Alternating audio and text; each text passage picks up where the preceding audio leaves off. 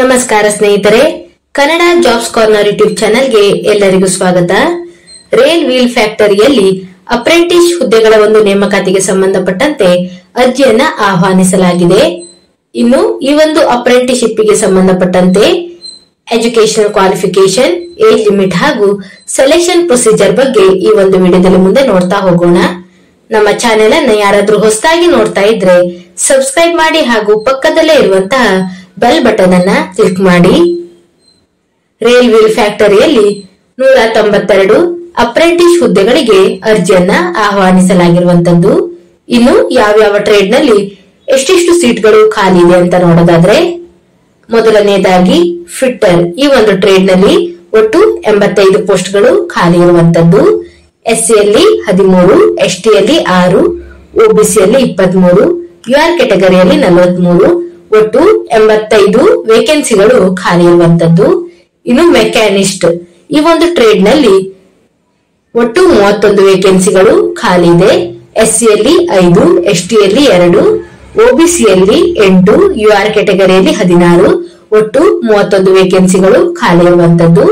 ಇನ್ನು mechanic motor vehicle, ಈ ಒಂದು ಟ್ರೇಡ್ ನಲ್ಲಿ ಒಟ್ಟು 8 ವೇಕೆನ್ಸಿಗಳು ಖಾಲಿ ಇರುವಂತದ್ದು. ಎಸ್ಸಿಯಲ್ಲಿ 1, ಎಸ್ಟಿಯಲ್ಲಿ 1, ಒಬಿಸಿಯಲ್ಲಿ 2, ಯುಆರ್ ಕೆಟಗರಿಯಲ್ಲಿ 4, ಒಟ್ಟು 8 ವೇಕೆನ್ಸಿಗಳು ಖಾಲಿ ಇದೆ. ಇನ್ನು ಟರ್ನರ್, ಈ ಒಂದು ಟ್ರೇಡ್ ನಲ್ಲಿ ಒಟ್ಟು 5 ವೇಕೆನ್ಸಿಗಳು ಖಾಲಿ ಇರುವಂತದ್ದು. ಎಸ್ಸಿಯಲ್ಲಿ 1, ಒಬಿಸಿಯಲ್ಲಿ 1, ಯುಆರ್ ಕೆಟಗರಿಯಲ್ಲಿ 3, ಒಟ್ಟು 5 ವೇಕೆನ್ಸಿಗಳು ಖಾಲಿ ಇದೆ. ಇನ್ನು ಸಿಎನ್ಜಿ ಪ್ರೋಗ್ರಾಮಿಂಗ್ ಕಮ್ ಆಪರೇಟರ್, ಈ ಒಂದು ಟ್ರೇಡ್ ನಲ್ಲಿ ಒಟ್ಟು 23 ವೇಕೆನ್ಸಿಗಳು ಖಾಲಿ ಇರುವಂತದ್ದು. ಎಸ್ಸಿಯಲ್ಲಿ 3, ಎಸ್ಟಿಯಲ್ಲಿ 2, ಒಬಿಸಿಯಲ್ಲಿ 6, ಯುಆರ್ ಕೆಟಗರಿಯಲ್ಲಿ 12, ಒಟ್ಟು 23 ವೇಕೆನ್ಸಿಗಳು ಖಾಲಿ ಇದೆ. ಇನ್ನು ಇಲೆಕ್ಟ್ರಿಷಿಯನ್, ಈ ಒಂದು ಟ್ರೇಡ್ ನಲ್ಲಿ ಒಟ್ಟು 18 ವೇಕೆನ್ಸಿಗಳು ಖಾಲಿ ಇರುವಂತದ್ದು.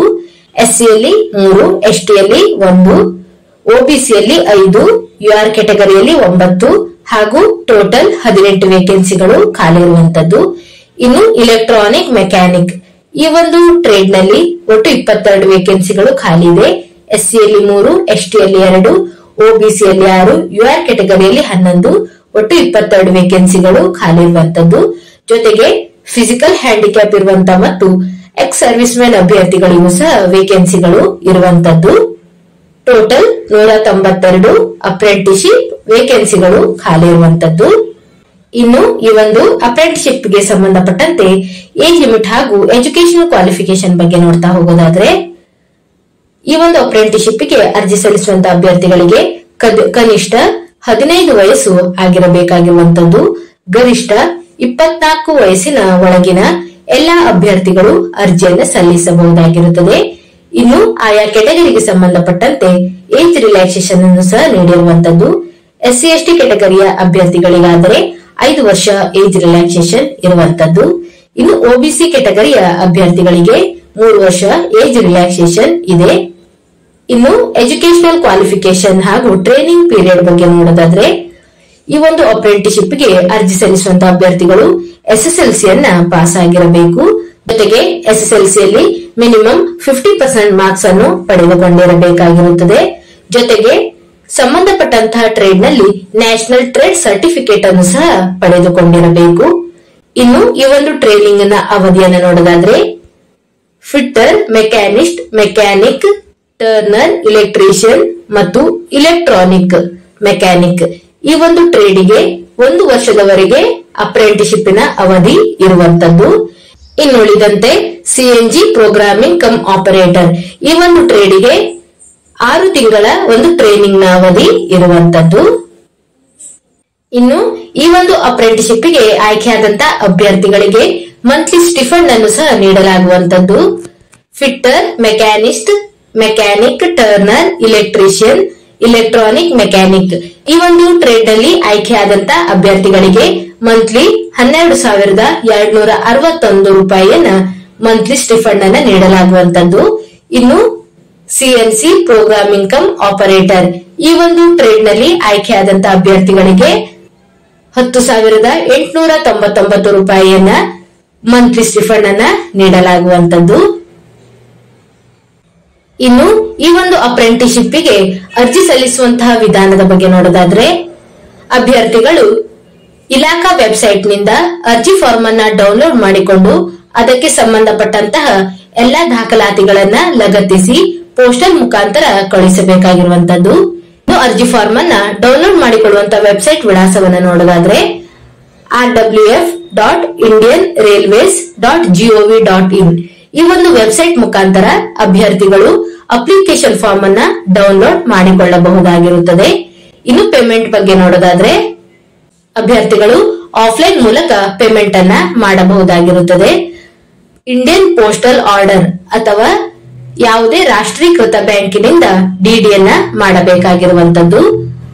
ಒಟ್ಟು 100 ರೂಪಾಯಿ ಅಪ್ಲಿಕೇಶನ್ ಫೀಸ್ ಇರುವಂತದ್ದು. ಡಿಡಿಯನ್ನ principal financial adviser R rail wheel factory ಇವರ ಹೆಸರಿಗೆ 100 ರೂಪಾಯಿ ಡಿಡಿಯನ್ನ ಮಾಡಬೇಕಾಗಿರುವಂತದ್ದು. ಇನ್ನು SC ST ಫಿಸಿಕಲ್ ಹ್ಯಾಂಡಿಕ್ಯಾಪ್ ಇರುವಂತ ಮತ್ತು ಮಹಿಳಾ ಅಭ್ಯರ್ಥಿಗಳಿಗೆ ಯಾವುದೇ ಅಪ್ಲಿಕೇಶನ್ ಫೀಸ್ ಇರೋದಿಲ್ಲ.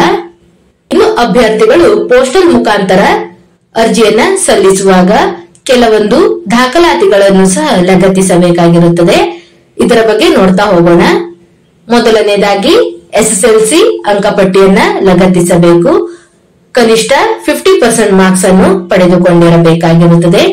ಇನ್ನು ಸಂಬಂಧಪಟ್ಟಂತ ಟ್ರೇಡ್ ನಲ್ಲಿ ನ್ಯಾಷನಲ್ ಟ್ರೇಡ್ ಸರ್ಟಿಫಿಕೇಟ್ ಅನ್ನು ಸಹ ಹೊಂದಿರಬೇಕಾಗಿರುತ್ತದೆ. ಇದಕ್ಕೆ ಸಂಬಂಧಪಟ್ಟಂತ ದಾಖಲಾತಿಗಳನ್ನು ಸಹ ಲಗತ್ತಿಸಬೇಕು. ಇನ್ನು ಕಾಸ್ಟ್ಗೆ ಸಂಬಂಧಪಟ್ಟಂತ ಸರ್ಟಿಫಿಕೇಟ್ಗಳು, ಫಿಸಿಕಲ್ ಹ್ಯಾಂಡಿಕ್ಯಾಪ್ ಇರುವಂತಹ ಅಭ್ಯರ್ಥಿಗಳಿಗೆ ಅದಕ್ಕೆ ಸಂಬಂಧಪಟ್ಟಂತ ಸರ್ಟಿಫಿಕೇಟ್ಗಳು ಮತ್ತು 2 ಪಾಸ್ಪೋರ್ಟ್ ಸೈಜಿನ ಫೋಟೋ, ಎಕ್ಸ್ ಸರ್ವಿಸ್ ಮೆನ್ ಗಳಾಗಿದ್ದರೆ ಅದಕ್ಕೆ ಸಂಬಂಧಪಟ್ಟಂತಹ ಸರ್ಟಿಫಿಕೇಟ್ಗಳನ್ನ ಅಪ್ಲಿಕೇಶನ್ ಫಾರ್ಮ್ ನಲ್ಲಿ ಲಗತ್ತಿಸಬೇಕು. ಇನ್ನು ಅರ್ಜಿಯನ್ನ ಸಲ್ಲಿಸುವಂತಹ ವಿಧಾನದ ಬಗ್ಗೆ ನೋಡೋದಾದ್ರೆ ಅಭ್ಯರ್ಥಿಗಳು ಆಫ್ಲೈನ್ ಮೂಲಕ ಅರ್ಜಿಯನ್ನ ಸಲ್ಲಿಸಬೇಕಾಗಿರುತ್ತದೆ.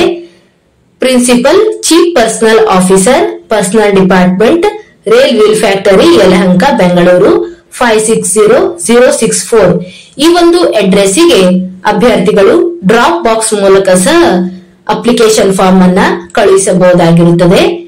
ಇನ್ನು ರಿಜಿಸ್ಟರ್ ಪೋಸ್ಟ್ ಮುಖಾಂತರ ಸಹ ಅಭ್ಯರ್ಥಿಗಳು ಅಪ್ಲಿಕೇಶನ್ ಫಾರ್ಮ್ ಅನ್ನ ಕಳುಹಿಸಬಹುದು.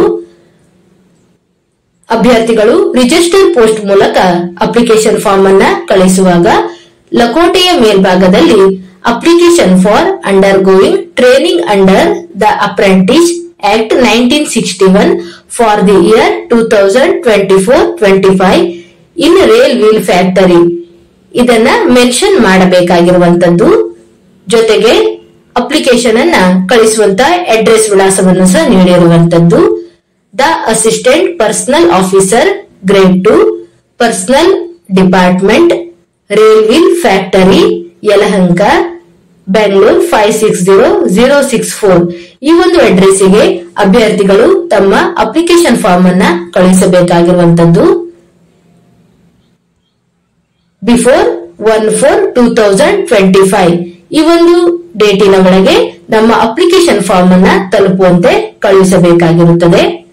ಇನ್ನು ಇಂಪಾರ್ಟೆಂಟ್ ಡೇಟ್ಸ್ ಬಗ್ಗೆ ನೋಡೋದಾದ್ರೆ ಅಪ್ಲಿಕೇಶನ್ ಫಾರ್ಮ್ ಅನ್ನ ಸಬ್ಮಿಟ್ ಮಾಡಲು ಕೊನೆಯ ದಿನಾಂಕ 1/4/2025 ಆಗಿರುವಂತದ್ದು. ಸೆಲೆಕ್ಷನ್ ಆದಂತಹ ಅಭ್ಯರ್ಥಿಗಳನ್ನ ಹೆಸರನ್ನ ಪ್ರಕಟಿಸುವಂತಹ ದಿನಾಂಕವನ್ನ ನೋಡೋದಾದ್ರೆ 45 days from the closing date of receipt of application. Application date close ಆದ ನಂತರ 45 ದಿನಗಳ ನಂತರ ಈ ಒಂದು ಸೆಲೆಕ್ಷನ್ ಆದಂತಹ ಅಭ್ಯರ್ಥಿಗಳ ಒಂದು ಹೆಸರನ್ನ ಪ್ರಕಟಿಸಲಾಗುತ್ತದೆ. ಇನ್ನು ಟ್ರೈನಿಂಗ್ ಅನ್ನ ಯಾವಾಗ ನಡೆಸ್ತಾರೆ ಅಂತ ನೋಡೋದಾದ್ರೆ ಮೆರಿಟ್ ಲಿಸ್ಟ್ ಬಿಟ್ಟ 15 ದಿನಗಳ ನಂತರ ಟ್ರೈನಿಂಗ್ ಅನ್ನ ನಡೆಸಲಾಗುವಂತದ್ದು. ಇನ್ನು ಮೋಡ್ ಆಫ್ ಸೆಲೆಕ್ಷನ್ ಬಗ್ಗೆ ನೋಡೋದಾದ್ರೆ ಅಭ್ಯರ್ಥಿಗಳು SSLCಯಲ್ಲಿ ಪಡೆದುಕೊಂಡಿರುವಂತಹ ಅಂಕಗಳ ಆಧಾರದ ಮೇಲೆ ಮೆರಿಟ್ ಲಿಸ್ಟ್ ಅನ್ನ ಬಿಡುಗಡೆ ಮಾಡಲಾಗುವಂತದ್ದು. ಇದರ ಬಗ್ಗೆ ಸಹ ನೋಟಿಫಿಕೇಶನ್ ಅಲ್ಲಿ ಡೀಟೇಲ್ ಆದಂತಹ ಮಾಹಿತಿಯನ್ನ ನೀಡಿರುವಂತದ್ದು. ಇನ್ನು ಅಪ್ಲಿಕೇಶನ್ ಫಾರ್ಮ್ ಅನ್ನು ಸಹ ಕೊನೆಯದಾಗಿ ನೀಡಿರುವಂತದ್ದು. ಇದರಲ್ಲಿ ಇರುವಂತಹ ಮಾಹಿತಿಯ ಬಗ್ಗೆ ನೋಡೋದಾದ್ರೆ ಮೊದಲನೆಯದಾಗಿ ನಾವು ಯಾವ ಟ್ರೇಡಿಗೆ ಅಪ್ಲೈ ಮಾಡುತ್ತೇವೆಯೋ ಆ ಒಂದು ಟ್ರೇಡ್ ಅನ್ನ ಇಲ್ಲಿ ಮೆನ್ಷನ್ ಮಾಡಬೇಕಾಗಿರುತ್ತದೆ. ಎಲ್ಲವೂ ಸಹ ಕ್ಯಾಪಿಟಲ್ ಲೆಟರ್ ನಲ್ಲಿ ಇರಬೇಕು. ಇನ್ನು ಎರಡನೇದಾಗಿ ಅಭ್ಯರ್ಥಿಗಳ ಹೆಸರನ್ನ ಇಲ್ಲಿ ಭರ್ತಿ ಮಾಡಬೇಕಾಗಿರುವಂತದ್ದು. ಇದು ಸಹ ಕ್ಯಾಪಿಟಲ್ ಲೆಟರ್ ನಲ್ಲಿ ಇರಬೇಕು ಮತ್ತು SSLC ಅಂಕಪಟ್ಟಿಯಲ್ಲಿ ಇರುವ ಹಾಗೆ ನಮ್ಮ ನೇಮ್ ಅನ್ನ ಇಲ್ಲಿ ಫಿಲ್ ಮಾಡಬೇಕಾಗಿರುವಂತದ್ದು. ಇನ್ನು father name, date of birth, ಕೆಟಗರಿಗೆ ಸಂಬಂಧಪಟ್ಟಂತಹ ಮಾಹಿತಿಗಳು, ಫಿಸಿಕಲ್ ಹ್ಯಾಂಡಿಕ್ಯಾಪ್ ಇರುವಂತಹ ಅಭ್ಯರ್ಥಿಗಳಿಗೆ ಸಂಬಂಧಪಟ್ಟಂತಹ ಮಾಹಿತಿಗಳು ಹಾಗೂ ನ್ಯಾಷನಾಲಿಟಿ, ಎಜುಕೇಶನಲ್ ಕ್ವಾಲಿಫಿಕೇಶನ್ ಮತ್ತು ಟೆಕ್ನಿಕಲ್ ಕ್ವಾಲಿಫಿಕೇಶನ್ ಹೀಗೆ ಎಲ್ಲವನ್ನು ಫಿಲ್ ಮಾಡಿ ಸಂಬಂಧಪಟ್ಟಂತ ಎಲ್ಲ ದಾಖಲಾತಿಗಳನ್ನು ಲಗತ್ತಿಸಿ ಪೋಸ್ಟಲ್ ಮುಖಾಂತರ ಅಥವಾ ಡ್ರಾಪ್ ಬಾಕ್ಸ್ ಮುಖಾಂತರ ಅರ್ಜಿಯನ್ನ ಕಳುಹಿಸಬೇಕಾಗಿರುವಂತದ್ದು. ಇವಿಷ್ಟು ರೇಲ್ ವೀಲ್ ಫ್ಯಾಕ್ಟರಿ ಅಲ್ಲಿ ಕರೆದಿರುವಂತಹ ಅಪ್ರೆಂಟಿಸ್ಶಿಪ್ ಹುದ್ದೆಗಳ ಒಂದು ನೇಮಕಾತಿಗೆ ಸಂಬಂಧಪಟ್ಟಂತಹ ಮಾಹಿತಿ ಆಗಿರುತ್ತದೆ. ಈ ಒಂದು ವಿಡಿಯೋ ನಿಮಗೆ ಇಷ್ಟವಾಗಿದ್ದಲ್ಲಿ ಒಂದು ಲೈಕ್ ಮಾಡಿ, ಶೇರ್ ಮಾಡಿ ಹಾಗೂ ಸಬ್ಸ್ಕ್ರೈಬ್ ಮಾಡಿ. ಜೊತೆಗೆ ಪಕ್ಕದಲ್ಲೇ ಇರುವಂತಹ ಬೆಲ್ ಬಟನ್ ಅನ್ನ ಕ್ಲಿಕ್ ಮಾಡಿ.